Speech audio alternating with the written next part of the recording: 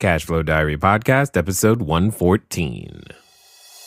Welcome to yet another exciting episode of the Cashflow Diary Podcast, the podcast that teaches you insider tips, tactics, and strategies for creating leverage streams of cash flow into your life. Learn from top-performing entrepreneurs, business owners, investors, and thought leaders from across the globe as they share their secrets to success.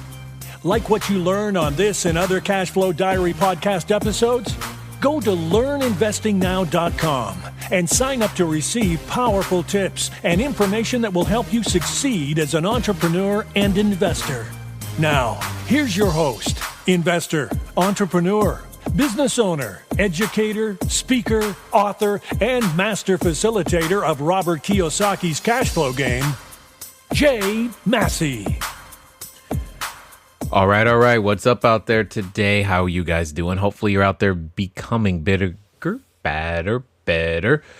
Entrepreneurs and real estate investors making things happen, providing good value, clean, safe, affordable housing to people that need it when it matters most. We over here are celebrating today, and we have something special for you today, for those of you who have been listening faithfully, and you get to hear it. One of the things many of you know is that we've been working on, my book came out earlier this year, and we've been working on the audiobook. Well, the audiobook is officially done. I mean, when I say officially done, as in it is available in Audible, iTunes, as well as Amazon.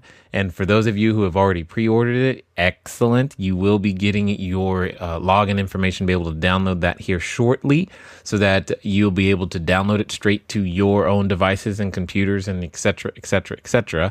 So here's what I thought I'd do. I thought I'd do what we've been doing with the written version for a long time. So for the written version for a long time, you could go over to our website at cashflowdiary.com/book.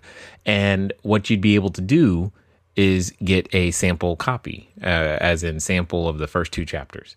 So what I'm going to do is I'm going to give you a sample of the audiobook. That's this entire episode is going to be a sample of the audiobook. The exact same pieces that we would give away have been giving away for quite some time for the written version. So one of the things I'm just going to say, it's going to be a long episode because written is we read faster than we speak or write or something like that. All I know is when I looked at the timestamp, I was like, wow, it's going to be a long episode. But you know, I think you out there, if you want to know, you'll listen, and if not, then this episode will only have like 2 downloads or something. So either way, what we're going to do is that now for some of you, if you want to make sure that you can get yourself a copy of the audiobook, you're gonna have to go to cashflowdiary.com/audio, or you can use our text system where you get to text into 949-682-3565.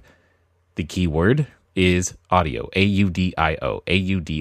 So what I'm going to do is I'm just going to let the free samples here play, and then you can decide, do I want the rest of the story or not? Cashflow Diary, 10 Steps to Creating Wealth in Any Economy. Written by Jay Massey. Narrated by Rich Germain, with additional segments narrated by Jay Massey. Disclaimer, a special announcement by Jay Massey. This book is designed to provide information on Jay Massey's personal path as a real estate investor. This information is provided and sold with the knowledge that the publisher and author do not offer any legal or professional advice. In the case of a need of such expertise, consult with the appropriate professional. This book does not contain all information available on the subject. This book has not been created to be specific to any individual's or organization's situation or needs. Every effort has been made to make this book as accurate as possible. However, there may be typographical and or content errors. Therefore, this book should serve only as a general guide and not as the ultimate source of subject information. This book contains information that might be dated and is intended only to educate and to entertain. The author and publisher shall have no liability or responsibility to any person or entity regarding any loss or damage incurred or alleged to have incurred directly or indirectly by the information contained in this book. You hereby agree to be bound by this disclaimer, or you may return this book within the guaranteed time for a full refund.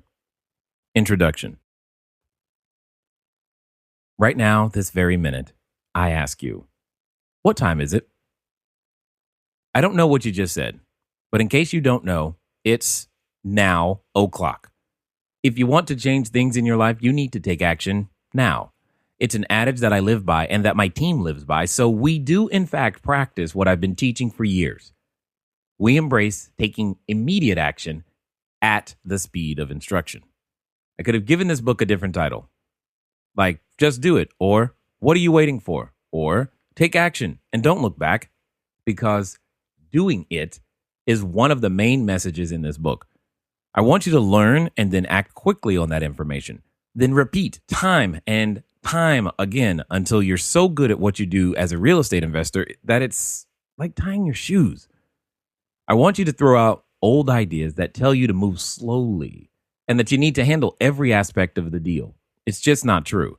I wrote this book to give you the tools and understanding of real estate investing and to get you to move into action quickly and then keep moving. I want to hear from you not long from today, also known as Now O'Clock, telling me about how well you're doing as a real estate investor and what tactics you are using in your business. Find me through my website at www.cashflowdiary.com. On the other hand, if you are 100% satisfied with your life and finances, if you don't want to learn how to create tangible cash flow into your life that would allow you to improve the quality of not just your life, but all the lives of those around you, if you like working a 9-to-5 job where you are not the boss, if you think you can find what this book teaches in some seminar or education environment, I invite you to close this book now. This book is not for you. If, however, you want to learn by example about how I went from being technically homeless and squatting in bank-owned property to homeowner/landlord and then successful real estate investor who owns, at the time of this writing, more than 380 units of property in just a few short years, then keep reading. If you do, you'll learn how my doing 11 transactions in a week early on in my real estate investing career put me on a path that I continue on today. If you like the idea of learning how I did that and how you can too, you will find this a very helpful book indeed. I wrote this book to help you do exactly what I did in real estate. Unlike some books we've all read that leave out real action steps it takes to become successful as a real estate investor, I'm giving you the whole enchilada. I am not intentionally leaving anything out. I truly want you to be more successful than I am because there is plenty of room in the market for more people like me and like you. If I could move through what I did in life to achieve what I have in just 5 years, so can you. But it's not magic. I have no magic wand, and this is not a magical book of spells and incantations. Just by reading this, you aren't suddenly going to have the ability to transform your life. It takes work. In short, it takes committed action. You get to choose to learn new skills and add to those you already have. You get to become a communicator, someone who is comfortable sharing his or her ideas and visions with strangers. This is called developing interpersonal skills. And you lean on them in all you do to improve the quality of your life and the size of your bank account if that's your true goal. In fact, I'll go out on a limb here and tell you that even if you don't become a real estate investor, this book will change and improve the way you view things in your life in general. That is my intent. I want you to start looking at things, everything, in a different light. You have more power to control your destiny than you might think. How do I know? Because it's a truth that was revealed to me over the past few years. I'm living my dream. Let me back up. I'll take you back to my 9-to-5 days. Don't think I'm bashing those who truly like being an employee. I'm not. Employee types are needed too. It's just that I'm not one of them. If you like being employed, you too might want to close the book right now. Or keep reading, and maybe I can open your mind to a new way of thinking. I work for plenty of bosses in different companies. I gave it a shot. However, I was not satisfied working for other people. I asked too many questions, something I heard from my bosses a lot. I didn't get a lot of answers, which didn't make much sense to me. I was often told, stop making waves and to do the job like everyone else because that's the way it's supposed to be done. I'm glad I didn't listen. If I remained in those positions listening to the bosses about how to conduct my life, I wouldn't be here today writing this book and sharing with you all I have learned. I might still be struggling along to make ends meet, deciding which bills I would pay this month and watching my credit score dip lower and lower. Today, I don't care about my credit score, at least not the credit you think is credit. I don't have to. As a real estate investor who doesn't use his own cash or credit to buy, sell, or own properties, I don't have to care. My credit score doesn't matter. I'm sure one day my score will be top notch again, but I am also certain that I won't ever have to worry about it again. Why? I developed new skills and a new way of operating in my life. You might be thinking, yes, Jay, but that's you. I can't do what you did. I have a family to take care of and lots of mouths to feed. How can I possibly stop what I am doing and do something different? I assure you that I have several mouths to feed, and they like food. I know because I see it disappear from the fridge pretty quickly. I have a great family that includes, at the time of this writing, 4 children ranging in age from toddler to full-blown teen. My wife is and always has been very supportive of my goals and of me. She has been a part of my journey, and she continues to be part of my success. She is intelligent, and I look to her for input, and we are a team. She is part of my company's team too, so I don't buy the old, but I have a family excuse for not learning a new way to bring money into the fold. There aren't many excuses I will buy, but don't misunderstand me. I am not telling you to quit your job yet. I am saying that you can change your mindset and then your life. I am saying that if you take action steps to make this change, you can have it. However, it's your choice. Whether you change your life or not doesn't impact me. It impacts you and your loved ones. In fact, if you think about it, change in your life impacts your relatives who aren't even born yet. It can impact people you will never meet. What do I mean? Easy. Through my efforts as an active real estate investor, I help families I will never meet get into clean, safe, affordable housing. I will make improvements to residences and apartment buildings that raise the quality of life for these families. It makes me feel good to know that I am literally helping people, and I couldn't do that if I hadn't become an active real estate investor. Well, maybe I should really say hyperactive. As a problem solver in real estate, I learned to look at things with a much broader scope than some other investors so I can make these improvements. It's not the almighty dollar that I seek in what I do. It is my goal to leave a legacy that helps improve not just my children's lives and not just my wife's life, but also to positively affect as many people's lives as I possibly can. You may think that's a lofty goal, but it's not. No goal is too big. We'll cover that in this book, along with a lot of other positive ways to look at life and real estate investing. I aim to give you the basic tools to put to use immediately in the world to begin to affect true change in your life. I want you to implement what you learn at the speed of instruction. Learn it and use it right now because you know what time it is. That's right. It's now o'clock. Feel free to share the ideas presented in this book far and wide. Don't be secretive about the information. It's meant to be shared. In fact, once you have entered your journey into the brave new world of real estate investing, I want to hear from you. Email me from inside my website at cashflowdiary.com. I want to hear about your successes and your mistakes. Believe me, you will make plenty. Just wait till you read about a few of mine. For example, I'll tell you about my entry into real estate investing, the good and the bad. I'll tell you how I even did 11 deals in a week when I was first wholesaling. And I'll tell you about a magnificent series of mistakes that I like to call my experience with fix and flip gone wild, or my fix and flop. I'll even tell you about how I got out of a burning building alive. Okay, I wasn't in the building at the time it was in flames, nor was anyone else. But it could have ended my life as a real estate investor had I let it. Why am I sharing these personal stories with you? I address mistakes and how beneficial they are to show you that you shouldn't let fear of making mistakes or even actual burning buildings keep you from continuing on your path. I also want you to understand quite clearly that you must make mistakes to be a success. Maybe you've heard quotes like that and have dismissed them or don't believe them. You consider it hype when someone tells you the way to success is through failure. Maybe you feel like these statements could never apply to you and that you could never create the wealth that these quote makers have.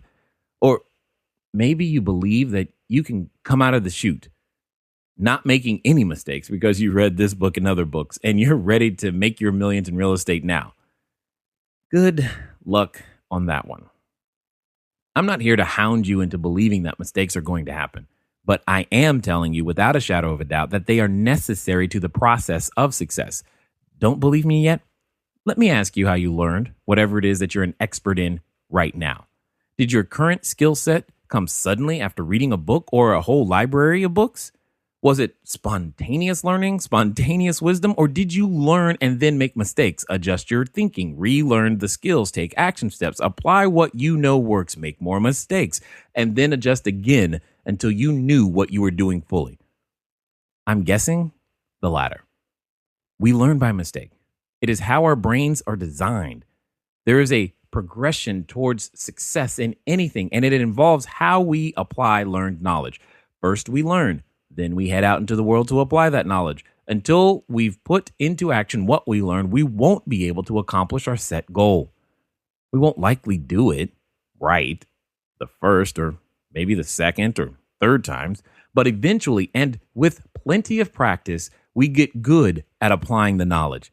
In our real estate, our first deals are for experience. Later deals are for profit. Through our mistakes, we gain wisdom. Then we can teach others to avoid the mistakes we made to create a faster path to success. You can argue with me, but this is the truth. It's tough to argue truth. However, if you give me an example of something you learned in which you never made a mistake in order to get a whole lot better at it, I invite you to share your tale with me.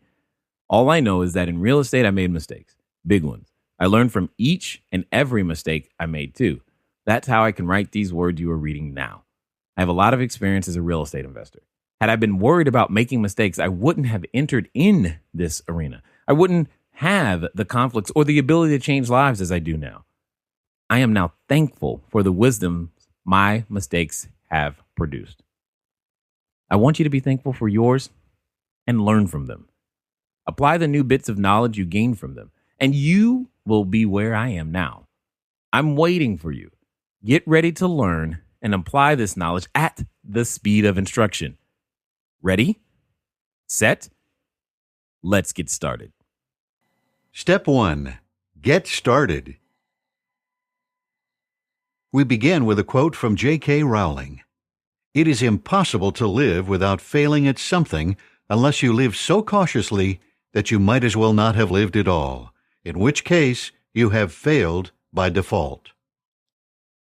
The only way I know how to show you how to get started as a real estate investor is to share my story with you about how I got started. But before I share my journey with you, let's cover some things you'll want to do to help your mind shift into a new way of thinking and being. The first actual step to becoming a real estate investor is to start thinking like one. Believe that you can achieve a new way of life. Believe that you can develop a new set of skills that will change your life and the lives of those you love. This is not happy talk. I'm not blowing smoke up your skirt. It is truth.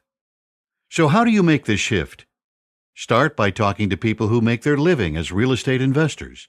Think about your goals in real estate, and then take action. Educate yourself by reading books about real estate investing and building a business. You can find a few to start with on my website at cashflowdiary.com. I add books every month or so that I've read and that offer excellent guidance. Some might surprise you, but that's okay. Read them anyway. Many of the books are about aspects of entrepreneurialism. If you're going to be a real estate investor, you are going to have to be entrepreneurial-minded. Another thing you can do to shift your mindset is to attend classes on real estate investing that are taught by people who are successful as investors. Find yourself a good mentor, too. Learn all you can so you can be more prepared for the life you want. Expand your financial intelligence. Financial intelligence starts in the home. Every day, my family practices financial education in our home. By the time my kids are in elementary school, they have a good base of understanding about money. We don't just give our children money to buy whatever they want. If we did, what would we be doing for our children, aside from keeping them quiet temporarily until they decide they want the next thing on their wish list? We practice in the home what I teach outside the home. That's right. I want my kids to have a level of financial intelligence that the average person simply doesn't possess. Who else is going to teach them, if not me? I want them to know that if they truly want something, that they can have it. And that's exactly what I tell them. When one of my children comes to me and says, "Daddy, I want a new," and they tell me what they want, my response is always the same. I say, "That's wonderful, honey. You can have it. But first you will need to create a product or service that you can sell to earn the money to buy it." What's really cool is that is exactly what my oldest daughter does. At 16 years of age, she gets it. She creates crocheted pieces to sell online, and she earns her own money to spend on things she wants. We have great conversations about business, life, and money. I'm proud of her for taking her own path. It will lead her to greater and greater successes in life. What parent wouldn't want that for their child? I'm one proud papa. Not just that, but my daughter also plays and teaches the Cashflow 101 game to her peers, so they might learn about handling money and making investments. We'll get to the importance of playing the Cashflow game a little later. That's a promise, and I always keep my promises. Back to financial intelligence. Can you imagine what the world would be like if everyone from an early age would be indoctrinated into the understanding that you can have anything you want if you can develop a product or service and then learn to sell it? What if we looked at the world as problems looking for solutions and then provide those solutions? Systems are developed from providing solutions. I provide solutions, and that's what I'm trying to tell you to do. That's one reason I wrote this book. People have been asking me to write a book for a couple of years. Okay, I'm doing it. I had to first be open to the idea of writing a book. Then I had to educate myself on the process. But I found that just like in real estate investing, I couldn't expect to just dip my toes into the water to get the book done. I had to jump into the pool wholeheartedly, cannonball style. I'm happy to report that it was way more fun than I thought it would be and a lot less scary. In fact, you can count on me writing more books in the future. I can't wait. It is my intent with this book to get you beyond your feelings of being overwhelmed about jumping into the great big pool of real estate investing to where you actually have fun investing. If you are anything like me, you're going to love being a real estate investor. I know you're interested, or you wouldn't have gotten this far in the book. To get you to consider the possibilities and to bring you to a point where you can see yourself as a real estate investor, I have to share my story without leaving anything out. That way, you will understand that I am more like you than you might think, and that if I can be successful as a real estate investor, you can do really well as a real estate investor too. You just have to want it enough to work for it, to take action steps, one after the other. And you have to be willing to make mistakes and move forward anyway. Mistakes aren't going to kill you. In fact, they might just be wonderful things. I've made mistakes, and some of them ended up leading me to excellent new relationships in business and investing. I'll share those with you too. For now, I want you to know that all things truly are possible if you only believe. Easy for me to say? Not really. To get to this mindset, I first had to reach bottom. Hang on, we'll get there. I'm not done with this part yet. What I know can make you $1 million. My intent in this book is specific. I am not just going to give you the fish, I'm teaching you instead how to fish. My goal is to provide you with fish for generations. I want you to learn to do and then teach your children to do. I want you to pass everything I tell you in this book and in my program, videos, podcasts, manuals, and everything else you can find on my website, down to younger generations. I want you to share with your children and grandchildren the lessons I learned along the way, what I did and how I did it, so you and future generations can do it too. Don't think for a minute I'm being grandiose here.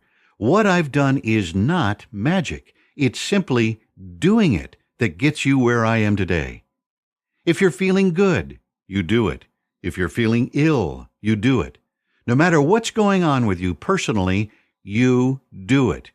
In that way, you gain experience and then success. There's no room for fear.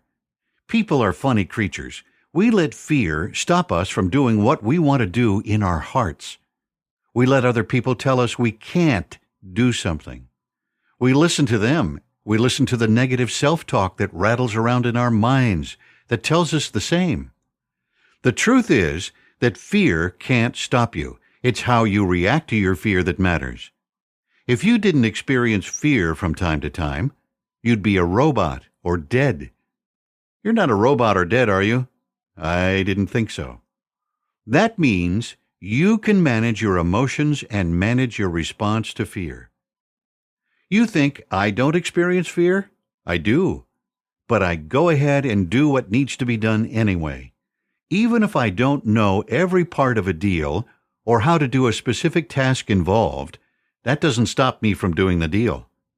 If I had let fear stop me, I wouldn't be writing these words today. I wouldn't be steadily working toward my goal of owning 1,000 units of residential real estate. I'm about halfway there. And 1 million square feet of commercial space. No, there were no typos in any of those numbers, and I approve this message. Now that you're going to change your thinking to accept the success you will allow yourself to achieve as a real estate investor, and now that you understand you will need to change your response to fear, we can move on. That is, if you promise me right now that you will read books written by the action steppers of the world to help motivate you. Again, a great starting point is the books I've read and put up on my website, cashflowdiary.com. I can see you shaking your head up and down, so okay, moving on. If you want to join me in my success, here are your next first steps on your path. Number 1, create a vision book. Much better than a bulky vision board. Number 2, take the steps I share with you.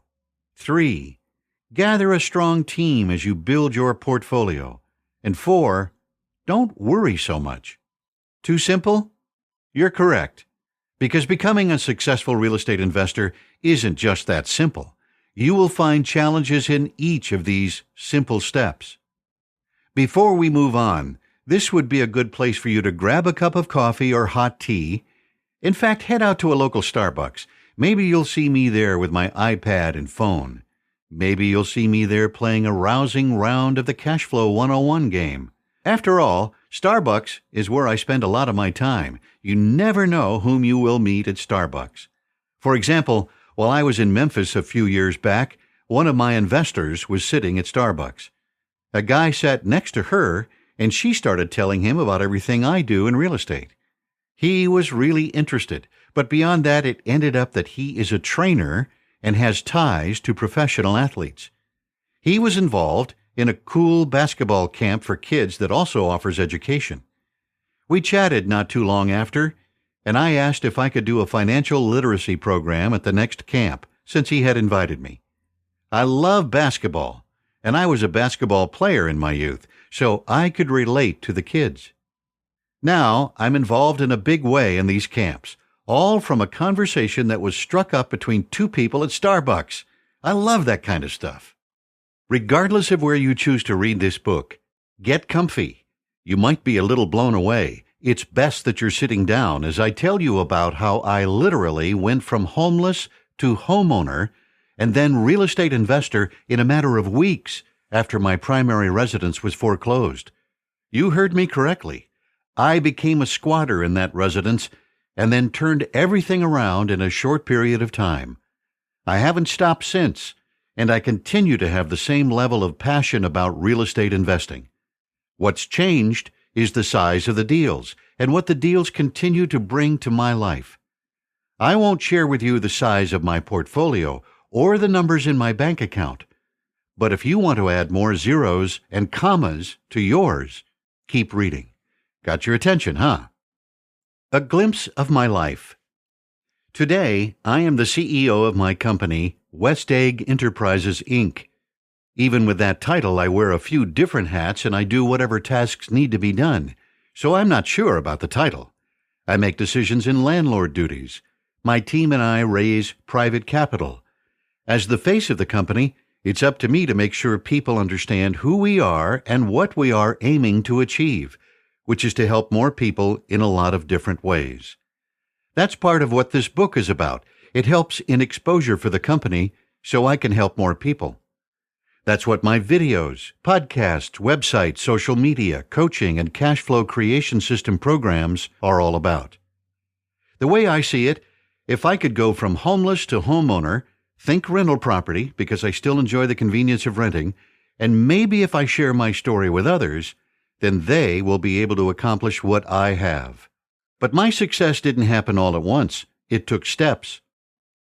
Let's roll back the calendar to 2006, the beginning of a 2-year personal journey that would change my life. At that time, I was a financial planner, and I wasn't happy in that role. In 2005, my wife Poppy was pregnant with what would have been our first child together. We were happy about the baby, but then she experienced a miscarriage. It was a devastating blow. But together we worked through the emotions and chose to keep moving forward. At the beginning of 2006, we bought our first condo. It was small, just over 1,200 square feet, and we paid $350,000 for it. Not bad, right? Did you spill your coffee as you read that number? Think again. Later, I sold it for much less in the form of a foreclosure auction. Welcome to squatterhood. Yes, I'm allowed to make up words now. Anyway, what can I say? I hadn't learned the ropes as a real estate investor yet. There were a lot of options and opportunities that were open to me, but I didn't understand that yet. Instead, I was knee-deep in the emotionality of everything. But I digress. Poppy became pregnant again, and yes, that was my fault, thank you very much. Because of our previous experience, we were cautiously optimistic. Unfortunately, as the pregnancy progressed, my wife became very ill. It took us a little while to figure out what was going on. She almost died 3 times. I'm not sure that one is ever prepared for such events. But we prayed a lot, and we got through the worst parts of the experience together. Poppy was diagnosed with a condition called hyperemesis gravidarum, a rare complication of pregnancy characterized by intractable nausea, vomiting, and dehydration that only 0.5% to 2% of pregnant women experience. Poppy's case was severe, which meant she was in fear of developing ketosis and malnutrition. In the simplest of terms, the condition meant that she couldn't take in the nutrition her body needed during her pregnancy. Even holding bread and water down was a trick until the doctors figured out what was wrong. Poppy was placed on bed rest much of the time. I needed to be with her and to help take care of her. But I was working a lot of hours at the time, so I had a major life decision to make. I realized right away that I couldn't work so much and still be there for my wife. The last I checked, it's impossible, physically, to be in 2 places at once. This set a lot of dominoes in motion. I couldn't focus on my job, nor make good financial planning decisions when I was under this level of duress personally. I had to be home a lot and wasn't making much money. That's when I started selling personal possessions on eBay. This is how I tried to control my situation, selling items from my wife's bedside in the hospital. I know it sounds a little insane, but it's what I knew how to do at the time. For example, when CompUSA was closing, I could buy items for pennies on the dollar to flip at a good profit. I found DSL modems and bought all I found on the store shelves to resell on eBay. I got them at $18 per unit and sold them for $49.99 plus shipping and handling. From there, I expanded to clothing and other personal items. I literally went through our closets and garage. I remember the panic feeling of digging through things to find items to sell. Right now, I guarantee you that you have about $3,000 in merchandise you don't need and can sell on eBay if you really want to. I also used liquidation.com and other bulk buy wholesaler sites where I could find reasonably priced items to resell at a profit. At the time, I saw no other way to make money and still be at my wife's side. I would be the best eBay seller I could be and ride out this personal storm. It wasn't working as well as I needed it to, however, and we found ourselves falling further and further behind in our bills. We couldn't afford to pay all of the mortgage each month either, and this was before the loan mod fad had kicked into high gear. We were moving toward 2007, a fateful year. About this time, a friend of mine told me that I needed to become a real estate investor. I looked at him like he was from another planet. My credit score was around the upper 300s. Please note the word upper. I'm trying to make it sound better. How in the heck would I become a real estate investor? I didn't realize it at the time, but my friend got me to thinking. He had shown me a path. He had planted a seed. I didn't know it at the time, but I had taken my first steps. Remember how I told you that changing your thinking is the very first thing you must do before becoming a real estate investor? It's true.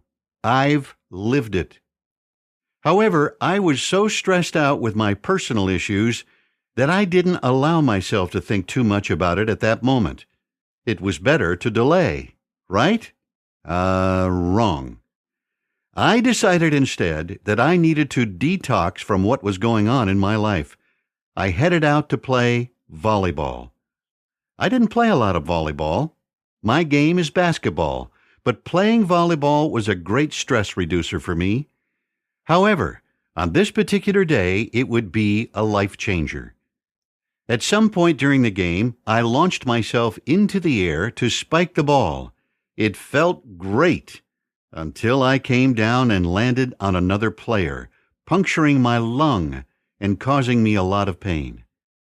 My attempt to reduce stress ended up adding more stress to my life than I could imagine. It was certain that my wife wouldn't be alone now. So there we were, both of us, incapacitated and on bed rest with zero income. Ain't life grand? There was no way I could keep eBaying either. It's a lot of effort and not enough return. I guarantee that I couldn't move far enough from the bed to dig through closets. I couldn't walk very far at all. I couldn't do my work in financial planning, and I wasn't yet a real estate investor. Life was looking mighty grim, but we held on by the skin of our collective teeth till 2008. Oh, what a year. On February 13th, 2008, our primary residence went to auction. Yes, I, Jay Massey, was foreclosed on. I know, ironic, huh? But it was a push point that would finally shove me into action. My family and I squatted in this bank-owned property for months. However, just 12 days after the bank took possession of our home, I started learning live in the classroom setting about buying and selling real estate. 4 months later, my wife and I did our first transaction, which showed me that I really could do this thing. I could actually be a real estate investor, and a darned good one at that. In short order, I kept learning, and I kept buying, flipping, and wholesaling, rehabbing properties. One property at a time, I put into practice what I had learned in my real estate studies. Until one day, when I started buying apartment buildings. I now own hundreds of units across many states, including but not limited to Illinois, Indiana, Tennessee, Georgia, and California. I'm working on deals in Colorado. There are great deals across our nation, so why not? Just recently, I closed a deal on a 182-unit property in Tennessee, and I am simultaneously working on an international deal in Belize. I also just closed on a commercial building in Colorado. This space was formerly a bakery, but I have lots of plans for it that will create more revenue and help the residents who live near the space. I have a vision to build a massive portfolio primarily in the affordable housing space just as my company's mission statement promises. It is not enough for me to simply provide for my family and keep food in their mouths. I wouldn't keep doing what I do in real estate if I didn't think I could help a lot of other people and help them be able to afford to put food in their families' mouths. Providing a better quality of life by creating clean, safe, affordable housing is a driving force for me and my team. Working versus investing as a way to put food on the table. We all have to figure out a way to eat and to feed our families. It is a tangible experience. We are used to working X number of hours for X dollars in pay and then converting it to money in the bank to use for food and other essentials. Working like this is an active sport. We are actively working. I didn't ever find this appealing. I wanted passive income. I didn't want to work in an office for a boss, but I had bills to pay, and like so many of us, before I became a real estate investor, I traded my time, about 9 or 10 hours a day of it, for a paycheck. That meant I spent very little off time with my wife and kids. I happened to enjoy time with my wife and kids. Something had to change. It would be me. I had to shift my mindset from being an employee to an entrepreneur and investor.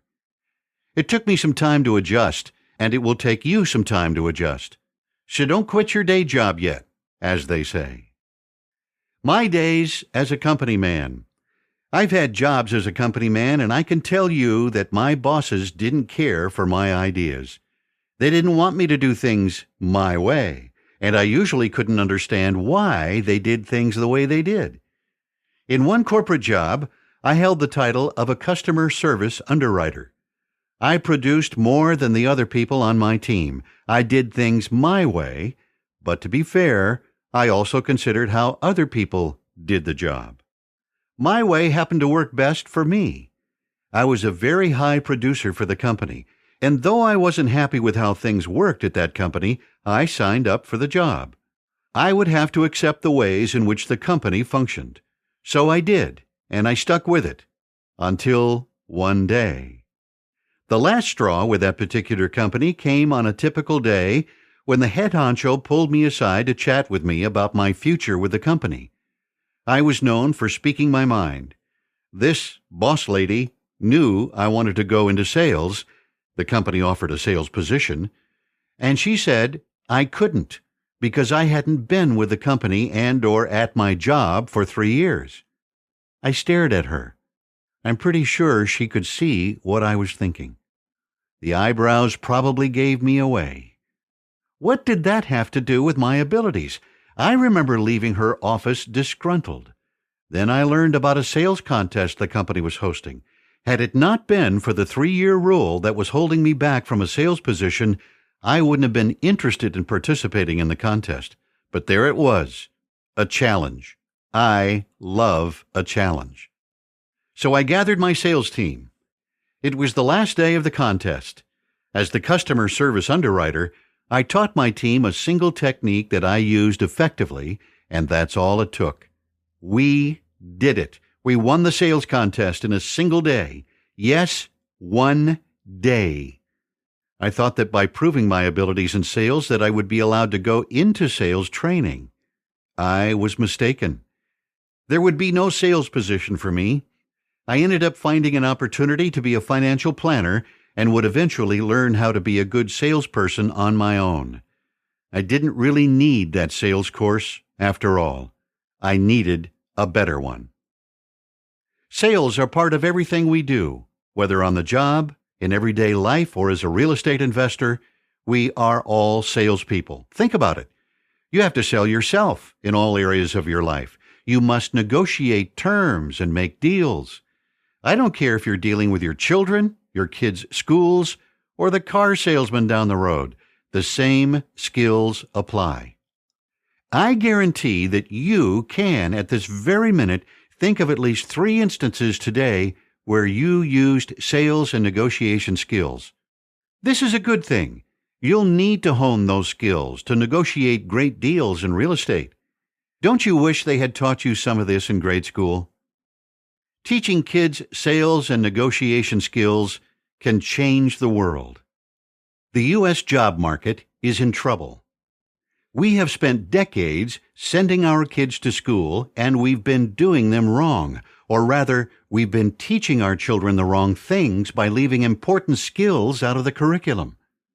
We send people out into the world to recognize only one opportunity, a job. We send them out to take jobs, and we don't send them out with skills that would help them make jobs. This is an imbalance. The job makers are fewer and fewer. Now what? I can promise you that people in our society will have to adapt or die. We will get to that line of thinking a little later in the book. Education is important, but there is more than one type of learning. There is academic education, emotional education, financial education, and spiritual education. We need to know how to apply our knowledge in all of these areas, no matter what we do in life, so we can have better communication with others and propel ourselves to a better lifestyle at every stage of life. We confuse these types of education with professional education, such as in becoming a doctor, lawyer, architect, an electrician, or a financial planner. Did you know that it takes longer to become an electrician than it does to become a financial planner? I'll get to that a bit later, too. The point is that professional education is just one piece of what we need, especially as real estate investors. As Michael Gerber, one of my mentors and one heck of an intelligent man, points out, with professional education, you can become an excellent technician, but being a technician can stand in your way of achieving true success.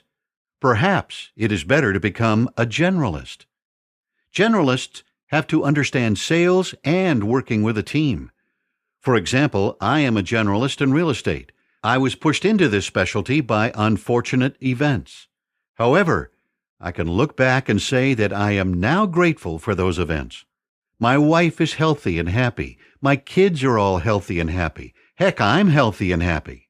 How did we achieve this stature? We adapted, so we haven't died. I told you I would get to this. Choose not to adapt, and you will die. If you are laid off from your job, you will have to adapt, or the world will make a meal out of you. If you are suddenly put into a situation where you must take action to change your life, and you don't take action, what will happen? You could actually cease to be. At the very least, your world as you know it will cease to exist. It's like walking around in Chicago year-round in summer clothes. Quite literally, you need to adapt to the changing weather and put on the right type of clothing or die. The same rule applies when one makes the shift from employee to self-employed to entrepreneur. It is an adapt or die mentality. What will you do to survive? What will you do to feed your family? Will you take the action that is necessary to move forward? As an employee, a lot of times all you have to be is meat in the seat. I used to watch my fellow employees' behaviors closely. Many of them took smoke breaks. They took a lot of smoke breaks, which was irritating, even after my short time on the job. I was a hard worker, and I didn't smoke. I didn't take smoke breaks. I didn't take many breaks at all. The law says I could have 15 minutes in the morning before lunch and 15 minutes in the afternoon, but aside from lunch, I didn't take many breaks. That was my choice, yes, but I didn't take smoke breaks, which is my point here. Yet I was paid the same as the smokers were. That arrangement didn't exactly motivate me to be the best employee I could be. It didn't seem to motivate the smokers either. They certainly weren't the best employees. Then again, why should they be ideal employees or strive harder when they'd be paid the same as harder workers? And please don't send me nasty messages if you happen to be a smoker. You know that's not my point. Whether you smoke or not is entirely your choice. It is, in fact, your right. That lazy mindset is far from that which you must possess when you endeavor to go into real estate. First, you have to accept the idea of self-employment. As Robert Kiyosaki points out in his books Rich Dad, Poor Dad so well, in that quadrant, you are responsible for managing your own time. It's likely you will put in more time every day on the job than when you were an employee. My employee training taught me how to use my time really well. For example, I was trained to be on the phone for 8 hours a day. People ask me how I could do that, and I'm glad I had that experience. It taught me skills I call upon even today. Phone work is a part of what you do first as a self-employed person, and certainly as a real estate investor. You will be talking to a lot of people. The similarity between the W-2 employee and the self-employed individual is that they are both working for a check. The employee receives a paycheck regularly every 2 weeks. The self-employed person receives payment from clients and customers. It is anything but regular pay, but it is the same as a paycheck if you think about it. However, many self-employed people are also entrepreneurs, and they possess a high level of entrepreneurial spirit. That is an excellent character trait. As an investor, you are an entrepreneur who doesn't receive a paycheck of any kind. As an entrepreneur, you are creating value that others can use. It might be money, and it might be jobs or affordable housing. In centuries past, maybe you could have learned your investing and entrepreneurial skills as an apprentice, but not now. Before the advent of the corporation and the ideal of employees and on-the-job training, we learned in apprenticeships under a master. I wish that were still the case. But now, people want to be paid to teach and even paid to learn, considering they learn on the job as they are receiving a regular paycheck. It should instead be about creating value to get value. My jobs in sales taught me important lessons. I remember my very first day in sales. That's when I realized that if I didn't sell, I also didn't eat. However, I had to do my job in sales with integrity. I could not use tactics I saw others using because I had to earn money in my sales job honestly. It's just who I am. In fact, I've lost jobs because I couldn't or wouldn't do my job using the tactics that my superiors wanted me to use. We're talking about retail sales, where I was selling on the floor. We're talking about selling to complete strangers and selling them something they may not know they need. Up until I became a salesperson, I thought I had to take a course and earn a certification to be a good salesperson. That was an assumption. Don't make assumptions. I made an assumption that I couldn't be in sales because I didn't have the right training. People make assumptions all the time. I hear, I can't do X, Y, or Z because I don't have a license. I tell them they need to turn that around and make a question out of that statement.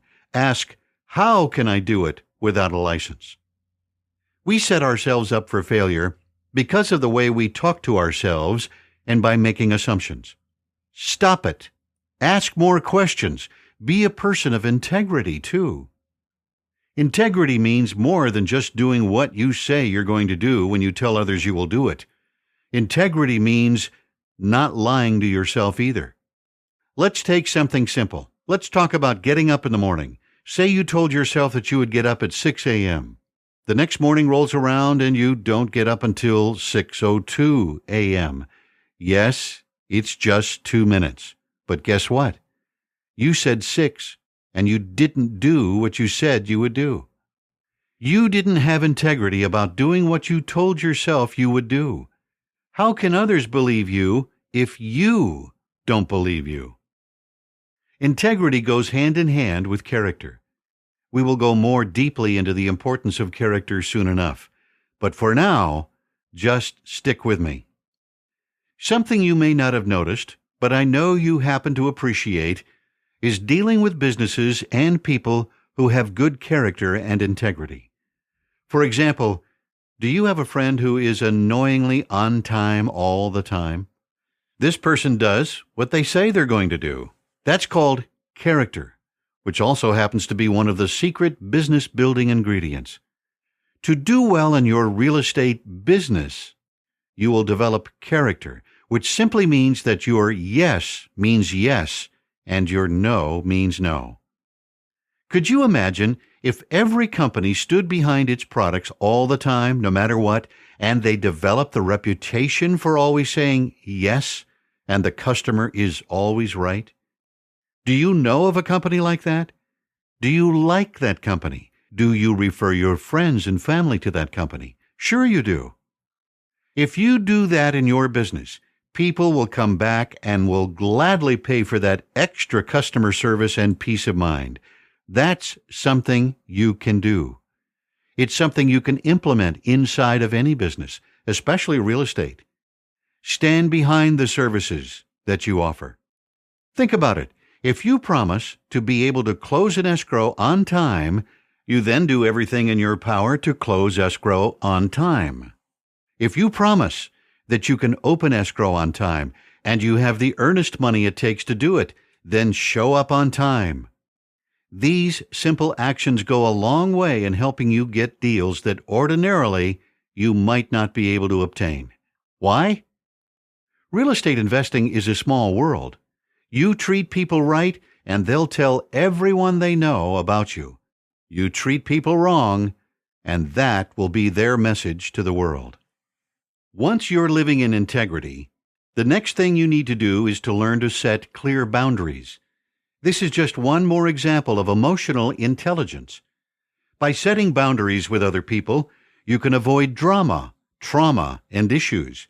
I take what I do seriously. I don't have room in a deal for someone else's emotional reactions. One way to avoid this scenario in which you or another person will get upset is by establishing boundaries and being clear about the rules. You can do this assertively, not aggressively, and there is a huge difference. This goes for my team, too. If I'm paying someone to provide me with solutions, that's what I expect, not drama and issues. If I've set my expectations and theirs correctly and clearly, there will be no drama. Do you want an example of how we deal with each other in my team? This is best shown by what an associate jotted down one day while sitting with me at a park. Our time was interrupted by a call I had to take from my team because we were closing another deal. I knew my team and I worked together well because we addressed drama head on. However, I didn't realize in words how this looked from the outside. I asked my friend if I could share what she wrote. She agreed. This is directly from her notes. Watching Jay negotiate a deal is a thing of beauty. He is relaxed and confident. It seems like nothing ruffles his feathers. He remains cool and collected, no matter the size of the deal and any hiccups that come with it.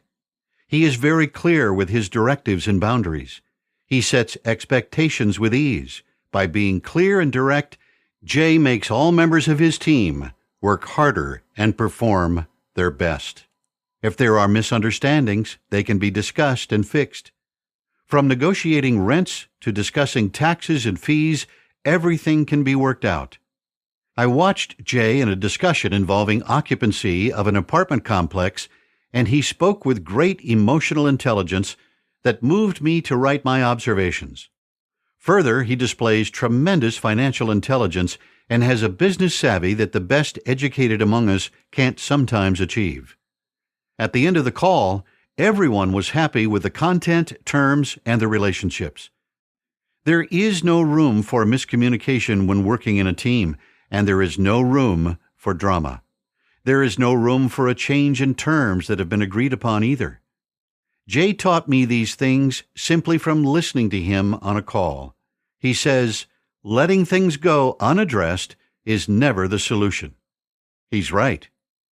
Jay also knows the power of publicly praising team members for a job well done and for their strengths. I witnessed this too.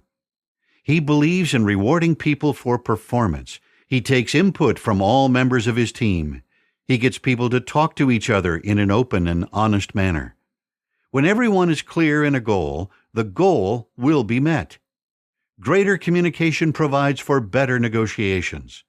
Jay infuses humor into his conversations too, which puts people at ease and puts Jay on the winning side of negotiations. Jay and each member of the team practice integrity. I found myself wanting to do business with Jay immediately after witnessing this call, which was an unintended outcome. I included my associate's words to make a point. She knows that I'm going to do what I say when I say it. My team will do the same.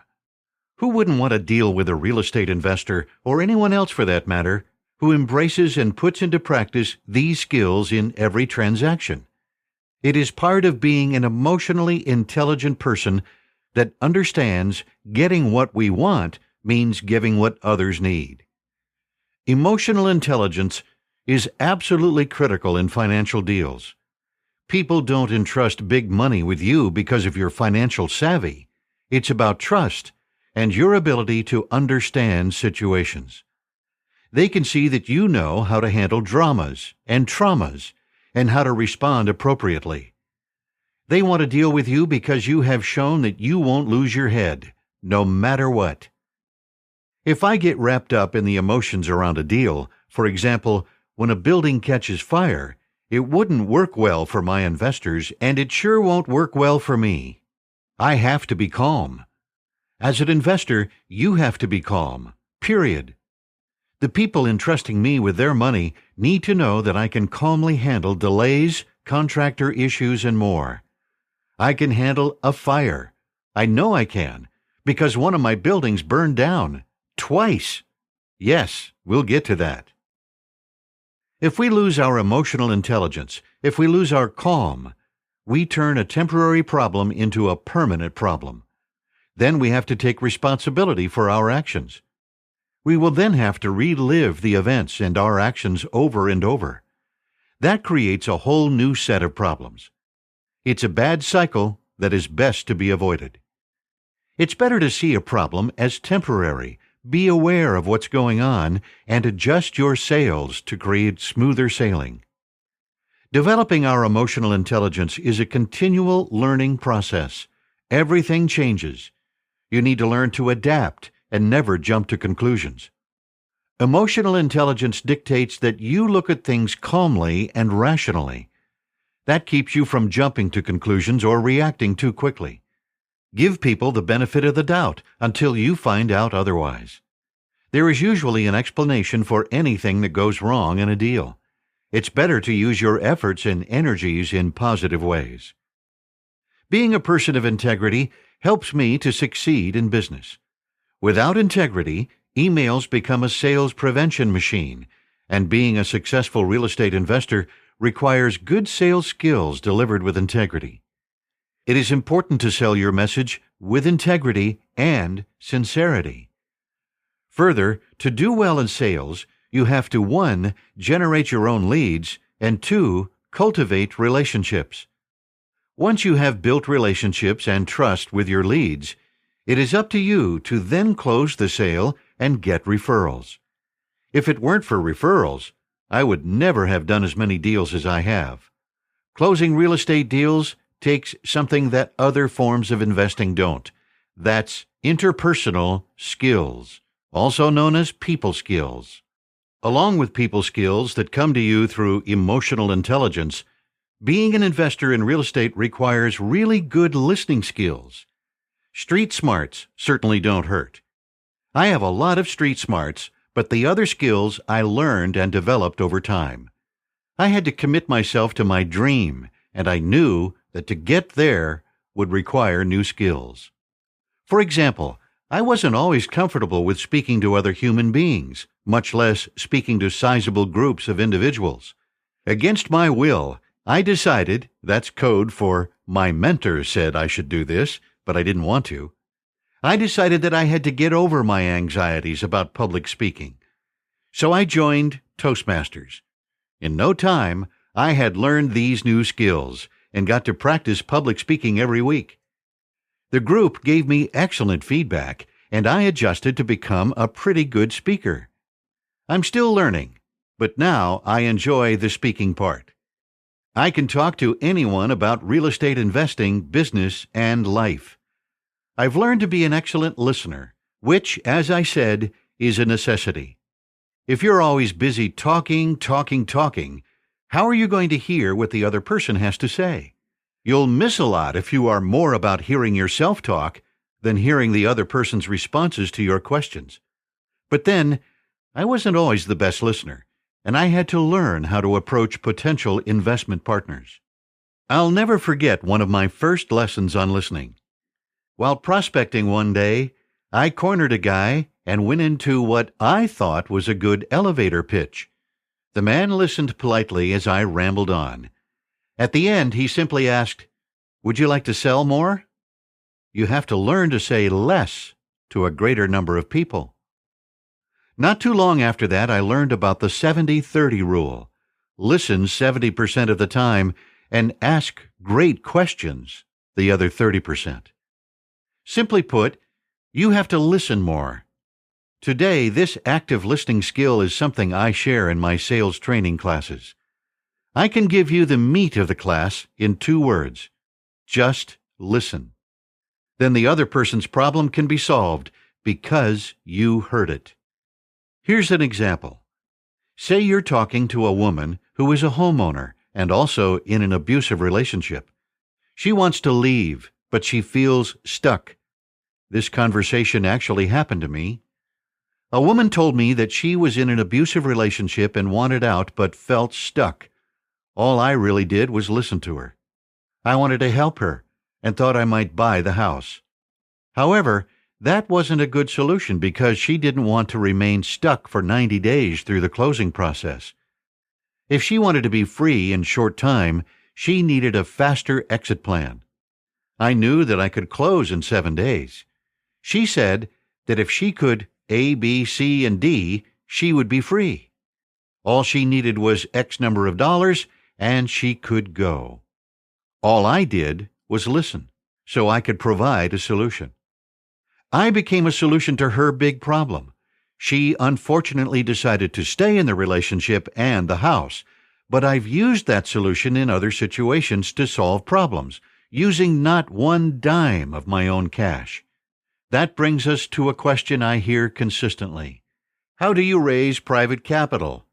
I wish I had $10 for every time I get asked this question. We will get into this skill a little later on. For now, I'll leave you to think about my approach. Once again, it has to do with interpersonal skills, active listening, and emotional intelligence. When I approach someone about becoming a backer of a real estate deal, for example, a very large deal like those I do now, that might require, in this example, an investment of $1 million, I ask them one question that works every time. When would you like me to stop sending you the $100,000 check? Why $100,000? That is 10% of the $1 million investment.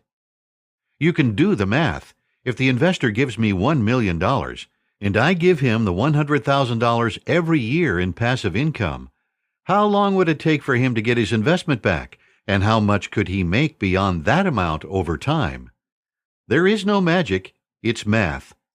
Like a good friend always says to me, do the math, and the math will tell you what to do. He is so right.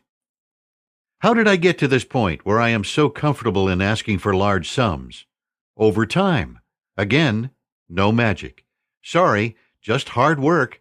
Lots of learning experiences and a whole bunch of mistakes have given me the confidence to do the deal and then do more. I will share with you, however, that I didn't always have the confidence I do now. Would you believe me if I were to tell you that my journey started with a vision book? Okay, and a week-long crash course in real estate investing. That was pretty important. My magic vision and me. As you now know, things weren't great in my life at the time I became a real estate investor. Through a series of not-so-wonderful events, my family and I were displaced and starting over. That was in 2008. I knew something had to change. Me. I had to change how I looked at things.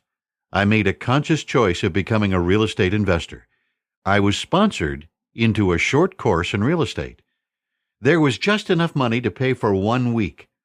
I learned quickly that I had to move at the speed of instruction and to ask a whole lot of questions. I didn't know this made me a little different than the other people in the room, but it did. I want you to be different too. So listen up here. This next bit is crucial.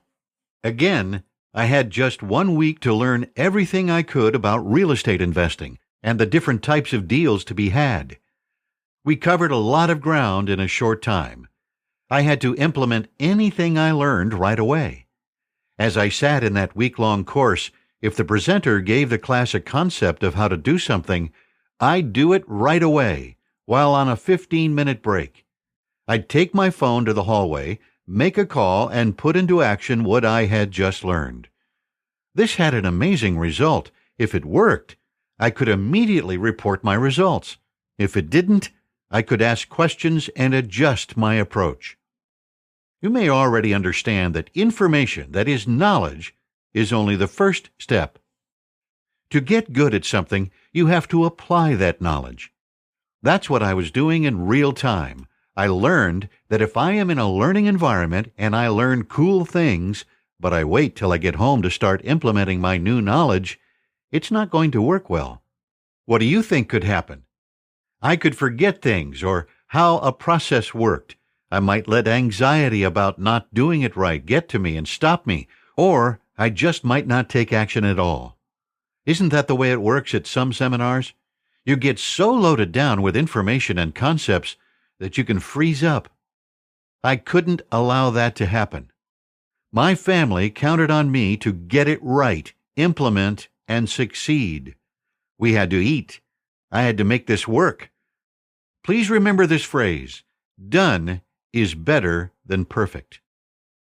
That week, I became a real estate investor and I haven't stopped. I took a lot of action steps. I left clever cards on cars night after night after night, inviting those who might have properties to sell or who might want to buy real estate or learn about real estate investing to contact me. Over time, my base of leads developed to a point that it was hard to keep up. I attended networking meetings, and I got my elevator pitch down to a few brief sentences. Hi, my name is Jay Massey, and I'm a wholesaler. What that means is I buy property at a discount and I sell property at a discount. What type of investing are you looking to do? This is my exact pitch. Next, I chose my office location. It's the same office I use to this day, Starbucks. I have my iPad and my iPhone and my iBrain. Just joking, I take my brain everywhere. Oh, and my camera. I always have my camera. The rest is history. I make deals of all sizes, larger and larger, all the time, every week, because I am now recognized as a great problem solver in real estate. This is especially true in Memphis, but I will get to that story soon enough. What's this about a vision book? There is one tool that I used to help me make the necessary shift in my mindset that would allow me to see that I could achieve what I wanted. I could get to my goals because I made sure to put these goals down on paper in a way that I could see them anytime I felt like it. This is something I continue to do to this day, and it still helps me. My dreams and goals may have grown, but I still need to see them. What's great is that this tool is something you can easily create for yourself. It has an amazing purpose. What am I talking about? It's my vision book, my dream book, if you will. Have you ever heard that if you see it in your mind, you can receive it in your life? Believe it. I'm living proof. Call it law of attraction. I don't care what you call it. Take this action step now, today. Grab a simple notebook and get to work. Make what you want in your life real to you. Create a list of things you want in your life. While there may be a lot of creature comforts, a more comfortable life, and doodads that you don't actually need, be sure to add really big goals, like starting 12 charities. Notice I didn't say just one charity. I'm telling you to think big and have big dreams. Next, collect up pictures of these things and write notes in your book. For me, it was not a huge item that made it into the first pages of my vision book. It was a microwave oven. That's right. I wanted a decent microwave oven and a flash drive on a keychain. That may sound strange to you because today flash drives are everywhere and they are inexpensive.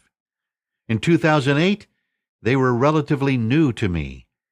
I found pictures of what I desired and I glued them into my vision book. I looked at them often. I'm happy to say that I did indeed get those doodads and I reached a lot of my early goals. I'm working on new goals now. When you think about the things you want in your life, even small things, first, list them out and then find pictures that you can cut out and put into your vision book. It's not the items themselves that you should focus on, but rather what they represent. These items represent certain things. For example, I added the amount of $625,000 in my book because that's the amount I wanted to gather to invest in property. And I didn't know it at the time, but I was shooting low with that number. I love a good kitchen, so I added a picture of a really nice kitchen with modern, clean lines. I wanted nicer clothes because I wanted all my clothes to be dry cleaned. I also wanted a yellow Lamborghini. When I eventually test drove that vehicle, I realized it wasn't a good fit for me, literally. As a very tall man, I didn't fit into my dream car. I adjusted my dream to what I drive now, which is an equally nice vehicle, but not nearly as flashy. It's an Audi S8, and I love driving it. What was the point of putting things in my vision book? To remind me why I was working so hard, and to keep me motivated toward my goals. If I ever questioned myself, or had a weak moment or felt defeated, I'd open my book, and I was good to go again. It moved me back to the mindset I needed so I could keep taking action. When you create your vision book, I'd love for you to send me snapshots of some of the pages. Share them on my Facebook page at facebook.com/Cashflow Diary, all one word. Keep it clean, people. This is a real exercise. Or email them to me from the website at cashflowdiary.com. By the way, your vision book can be a lead generator if you use it right. Keep it out on the table and see what happens. If people strike up a conversation with you about it, guess what? You might be creating leads right then and there. Be sure to get any real estate-minded person's information. Most people have a card. Don't just give them yours. It's best to get their information and then follow up with them. Ask them about their dreams. Allow yourself to dream. Do me a favor. Do yourself a favor. Never stop dreaming. If you don't want to create a vision book, maybe a vision board or even bulletin board is more your style. I chose a book because I want to keep my book with me so I can look through it or add to it at a moment's notice. The book is practical. Most of us are mobile and on the run. We need something we can carry easily. You can't carry a board around with you. You could, but it's going to look strange and be cumbersome. You want to be able to use something on the fly, so a book is perfect. You can even jot down notes in it and talk about what you learned from mistakes. The Cashflow Foundation I am building has helped me to keep dreaming. Reading Robert Kiyosaki's books helped me tremendously. The vision book keeps my thoughts in the right place. All of these things serve as motivators. No matter how you slice it, you have to see your goals and what you want in your life before you can take action steps to achieve these things. A simple way to help yourself is with the vision book. Step 1. Make a list of things you want. Step 2. Put the list in order of importance. Step 3. Gather pictures, cut them out, and put them in your book. Step 4. Carry your vision book with you everywhere you go and refer to it often. Step 5. Keep adding to the book and keep expanding your goals. Think about it. What would it take to own a home that has a price tag with a lot of commas? You would do X, Y, and Z. Figure out the steps. Take action. Continue to dream. Make your dreams bigger. Raise your standards from small to large dreams. In my case, I went from dreaming about single-family homes to multi-unit complexes to retail malls to commercial properties to high-rises, then toll roads, parking garages, and fairgrounds. Now I even think about investing in jails. Do I have all these things yet? No, but I'm taking the necessary action steps because I know what it all comes down to is inspired action. You might already know what you want out of life. You might even have a vision book, and you have already clipped pictures and pasted them into place. You might even be able to get yourself to the mindset that all things are possible. They are, you know. But then you feel a dip in your inspiration. How do you get it back? Or maybe, how do you get it to begin with? I hear this question sometimes. The only thing I can tell you is to never let the dip stop you from taking action or to overwhelm you. Push yourself, even when you don't feel like doing something. Never let the how stop you. Look around you. What do you see? A garden? Nope. I see real estate. A movie theater? Nope. Real estate. The high-rise apartment building across the street? Nope. Real estate. Understand this, too. You will never be perfect. There is no such thing as a perfect deal in real estate, and things will go wrong. That's okay. Mistakes are simply feedback for doing things better the next time. Be willing to fail forward, fail often, and just go through the experience.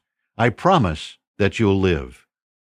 I want you to be inspired, but to keep that inspiration and then take action steps. Don't just go out and buy the things you want, even if you have the cash to do so. You must think differently. I want you to believe that if you want X, you can have X. To get there, you need to offer a product or service that solves problems. The bigger the problem, the bigger the solution, and the more money you have the potential to earn. Bigger problems equal more value in your solution.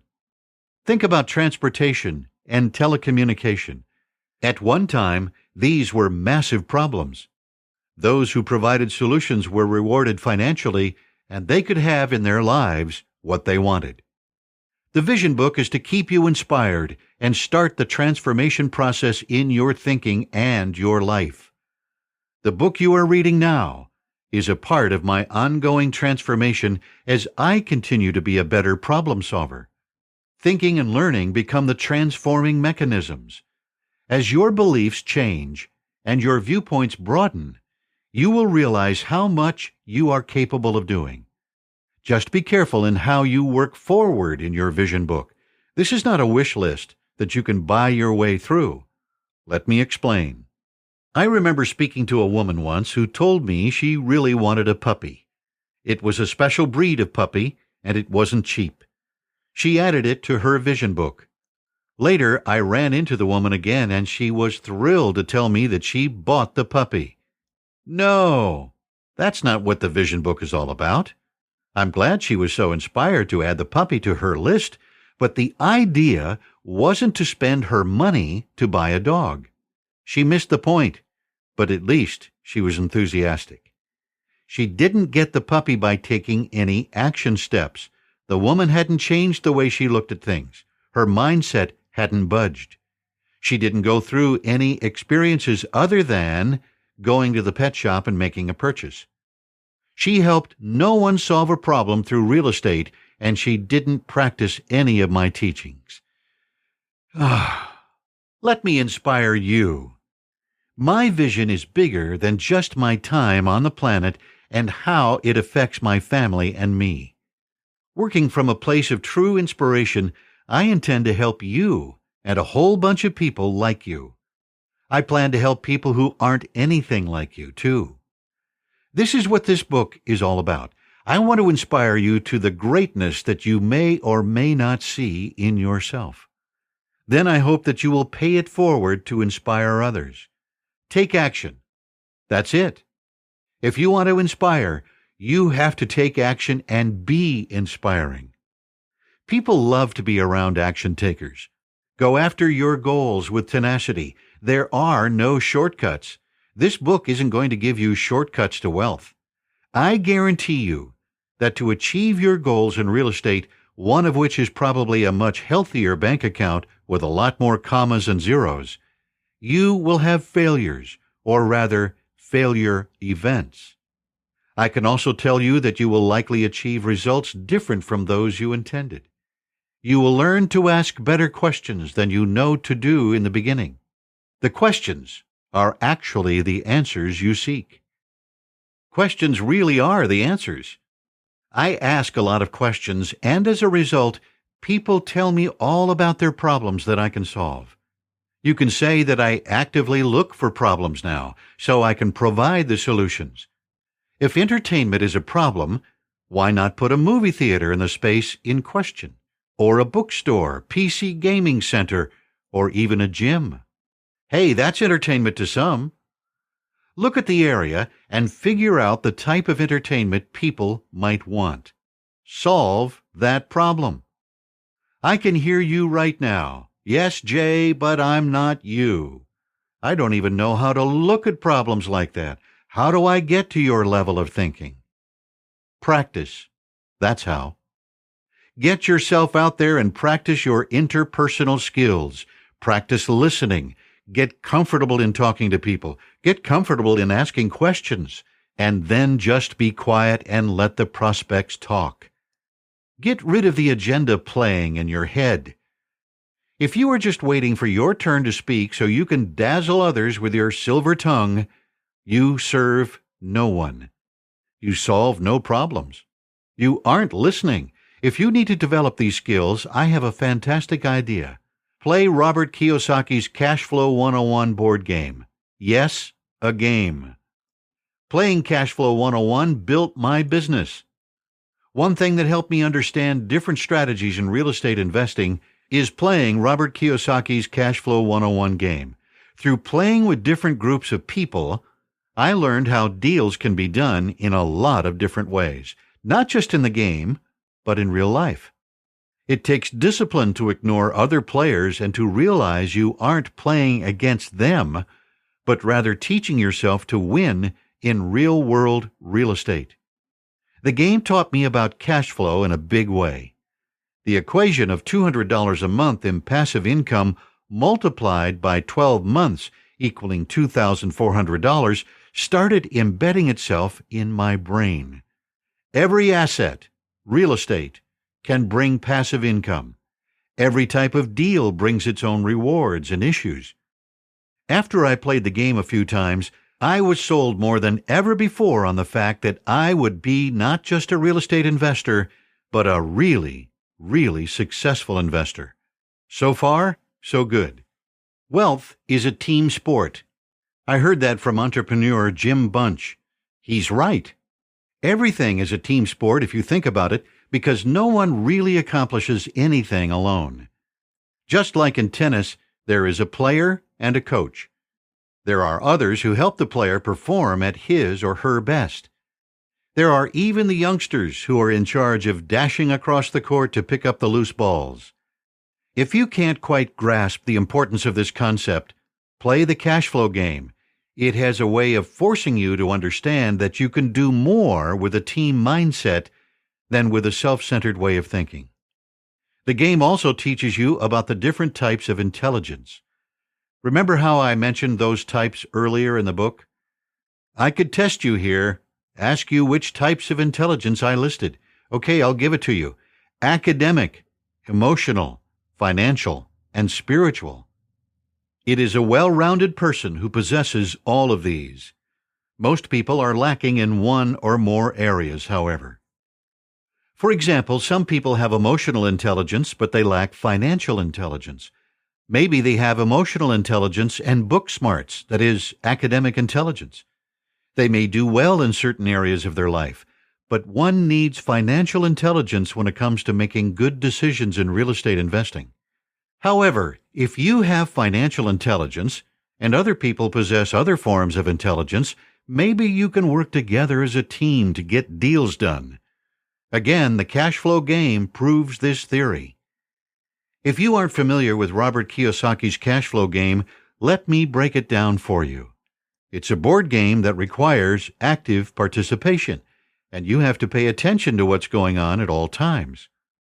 On the inside of the board, there is a circle that represents the rat race we're all in, until we change our mindset to allow ourselves to participate in real estate investing. Through a series of good decisions and working in a team with other players, you can get out of this rat race and onto the fast track, that is the outer path on the board. The plastic game pieces come in different colors of rats and chunks of cheese. You place your cheese on your dream goal that you choose from the outer fast track. Some seem more popular than others. Ultimately, I see players place their cheese on the Mediterranean Sea cruise. Hey, it's a great goal on the board and in life. Why not? The point is that the decisions we make in the game reflect what we do in real life. At least the same rules apply. Our choices get us where we are in life. Our choices will change our path. Our decisions and how we use the knowledge we have gained along the way get us to our goals. In the cash flow game, you learn how to use a profit and loss statement, P&L, which at first might be overwhelming. Once you understand it, however, it's not such a big deal. You can handle it. You are stronger and smarter than a piece of paper. If you learn how to use the P&L statement in the game, you can translate that information to real life. You start looking at things differently. You start weighing out your earnings and expenses. You understand why doodads are not necessary. Though they might be in your vision book, it doesn't mean you have to spend money to buy them. These doodads might not be nearly as important as you think. The P&L statement helps you understand the real profits you are earning from your real estate investments in the game, and that also translates to life. Thus, learning to make sound investments plays into the bigger picture when you get out there in the real world to make deals. But how do you decide what is a good and what is a bad investment? We get to that later in the book. For now, let's talk more about the game and how learning it benefits your understanding of the real-world investment community. In the game, you learn to take risks. You learn to work with other players. This is different from what I learned growing up. Play to win. That's what my mom always said when we played board games growing up in the family. If I said, I played to win things, we're cool. Now I play to win in real life, but I get there by working with other people. It's that way in the cash flow game. In no other way are you going to learn how to make deals. You must work with the other players. It's funny to watch people play the game. One of the first things that happens is that they are assigned a profession. In the game, the first time you'll see an emotional reaction is when people randomly and blindly choose their profession card. You'll hear, "Yes, I'm a doctor." On the opposite end of the spectrum, the person who picks the janitor card isn't so excited. You ultimately hear crickets or a groan. The game simulates the good and bad of life. That includes professional choices. The game forces us to make decisions. Sometimes I institute a clock wherein players have only 30 seconds to make a decision. I watch people's faces. They panic, but then they make decisions quickly. I do this because we make decisions every day of our lives. We need to learn to make them quickly and stop overthinking. In the game, other types of investments come up besides real estate. There are a lot of emotion-evoking things that come up too, aside from the profession cards. There are stocks that you can buy. That is an emotional decision. You can go bankrupt.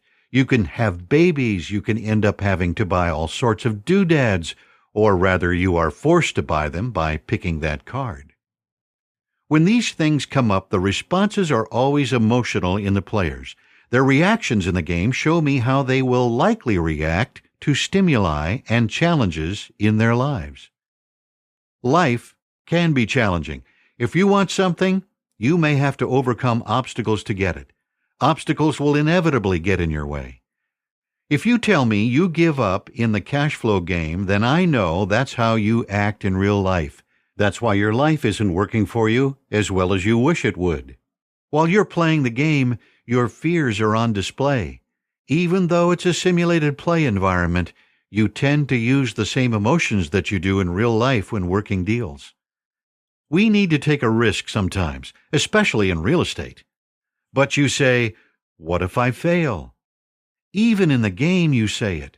If this is your mindset, I'm here to tell you that you are letting this fear rob you of experiencing emotional intelligence.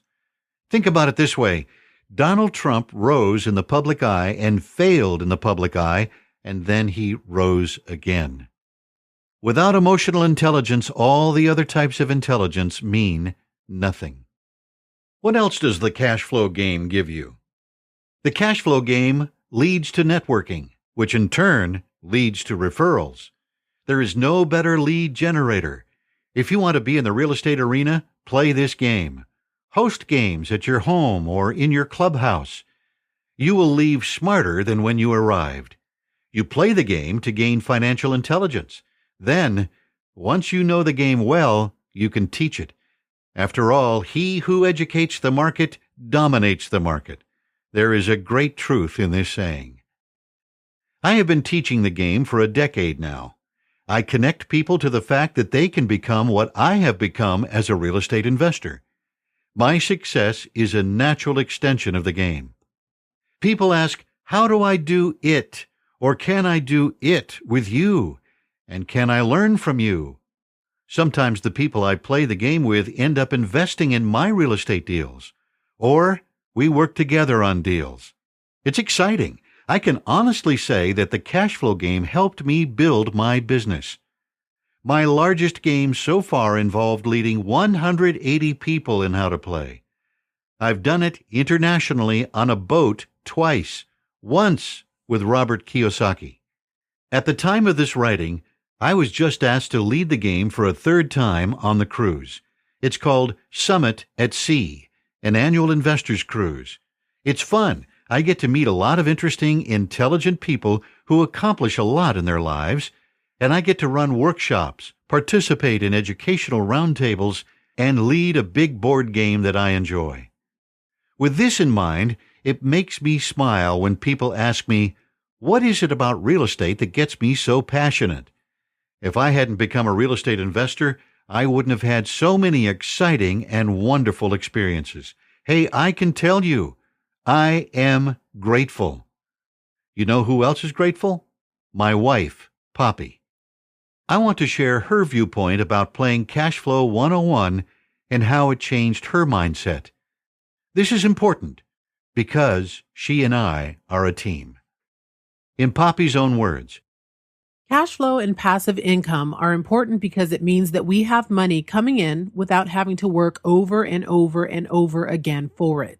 It means that we can take time off with our family without having to worry about whether or not income is coming in, and it means that we have made our money work for us as opposed to us working for our money. Entrepreneurship is important to our family because in the Bible, it talks about entrepreneurs or those being skilled as those who would serve before kings. It talks about entrepreneurs, for example, as you will find in Proverbs 31, which is about a female entrepreneur. She had not only one, but multiple businesses. This is interesting to me because today, some are led to believe that the Bible demeans women. It's really the opposite as proven by this proverb in which women are entrepreneurs and business owners and are lifted up. Today, a lot of women have to generate income on their own without having to rely on a husband or a partner. So Proverbs 31 actually speaks to us today about entrepreneurship, both men and women. In our home, we practice entrepreneurship not just for ourselves, but also for our kids. We have 3 girls and a boy. We want all of them to know they can make something of themselves in the world via entrepreneurial thinking. However, we didn't always think in these terms.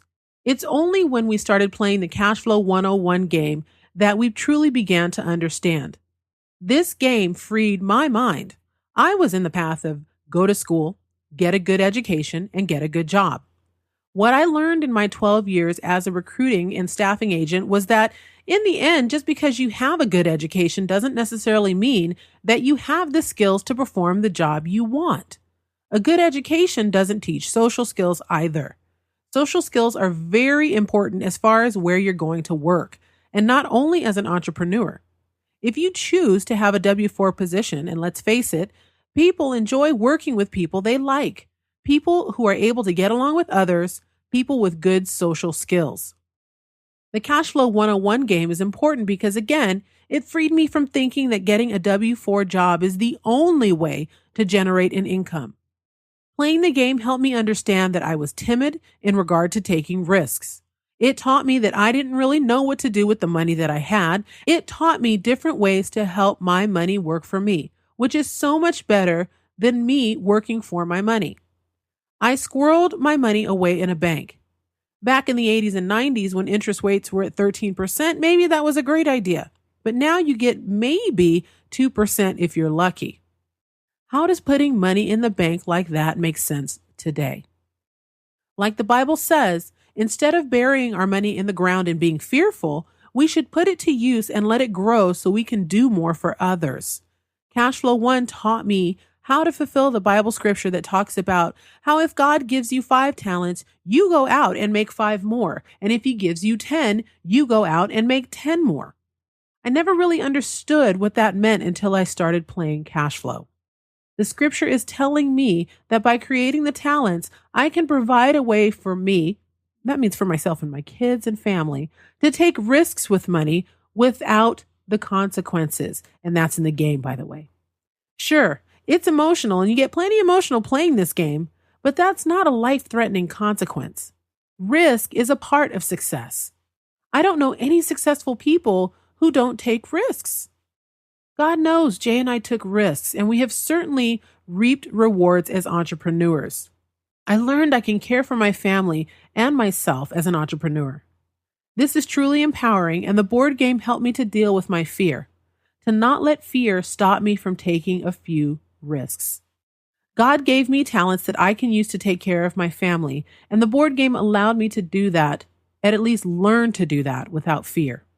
It propelled me in the right direction. Even as a busy mother of 3 toddlers, I started my own business with the Pampered Chef. It's a plan B in my mind, and I absolutely love the company. It was the best decision I ever made, and I absolutely love the company. It was also, at the time, a plan B. And why have a plan B? Because of all the personal and financial issues Jay and I faced in our lives, I learned that a plan B is very important. I will never worry about where the money will come from again because I'm a part of that solution. I want to make a note here about Robert and Kim Kiyosaki. It was through my conversations with them that I pushed my fears and excuses aside. And I can tell you, I had plenty of excuses, from being a busy mom to having, 2 degrees to just not feeling ready to start my business. They are very direct people who taught me that there is no reason to pussyfoot around issues. They are very direct people who taught me that there are no reasons to skirt around issues. Just speak your mind assertively and take the action steps.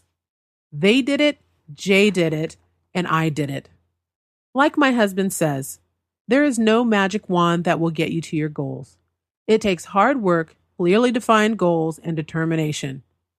Believe, ask, and you shall receive. The Bible is not joking about that. Those were comments from Poppy in her own words. All right, I think you get the point. Just get started. Learn about real estate investing. Choose an area in which to begin, like wholesaling, that I'll tell you about a bit later in the book. Write a deal this week. That's my personal challenge to you once you've finished reading this book and listened to my podcasts. And play the cash flow game. Okay, right about now, you're getting impatient. You're asking, Jay, so when do you get to the part about using none of your own money or credit to buy properties? That's next. It's called Creative Acquisitions. Okay, so now that you've heard I'm just curious if you even made it this far. It is definitely, like I said, one of the longest episodes on the planet. I am so glad that this project I can consider it complete in a sense, and hopefully you've enjoyed it. For those of you who want to take advantage and get the rest of the story, all you have to do is go over to cashflowdiary.com/audio, AUDIO. We'll send you some information on what you need to do to make that happen. Or you can go straight, or you can send a text message in to 949-682-3565. Keyword is audio again, AUDIO. It's been fun sharing this with you. I look forward to talking to you guys again soon. Until next time.